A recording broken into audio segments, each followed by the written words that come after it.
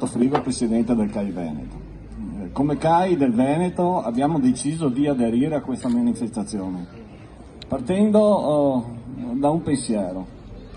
Di turismo si vive, però anche di turismo si muore. Siamo, con tutte quante le opere che sono state messe in cantiere, noi riteniamo che stiamo prendendo la strada di un collasso del turismo che questo territorio non è in grado di sostenere. Queste bellezze ce le sono state date, dobbiamo ridarle queste bellezze, possibilmente intonse per alcune parti, però dobbiamo anche combinare un fatto: far rimanere le persone nella montagna, altrimenti la montagna, se non rimangono le persone, rimane un museo. Noi non vogliamo una montagna museo, noi vogliamo una montagna vissuta. Per far vivere questa montagna noi riteniamo che sia giunto il tempo di provare altre strade, che non siano quelle degli impianti di risalita.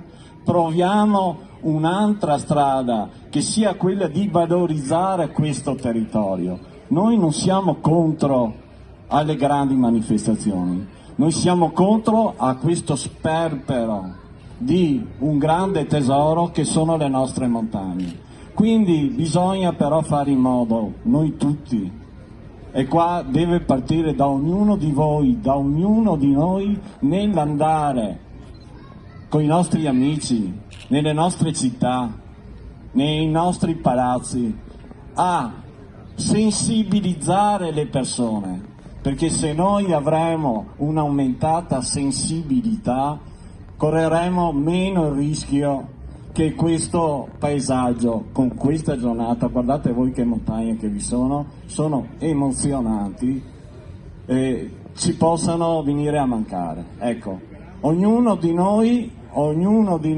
avrà questo compito da portarsi, altrimenti correremo il rischio di non avere la sensibilità da parte delle persone.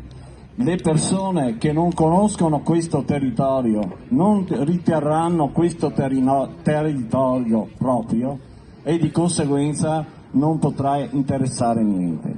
Mentre facciamo diventare questo territorio patrimonio anche degli altri e insieme riusciremo a difenderlo meglio.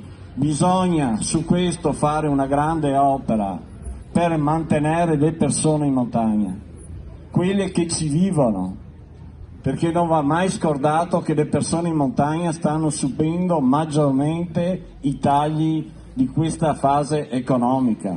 Quando tagliano uffici postali, quando tagliano sulle rette per avere gli asili, sulle scuole, sul trasporto, questo provoca uno spostamento dell'asse laddove verso le città. E questo provoca un impoverimento della montagna nella sua qualità maggiore, che sono le persone. Quindi tutti quanti assieme facciamo questo sforzo affinché la montagna diventi al centro dei nostri pensieri e della nostra azione da adesso in avanti. Grazie.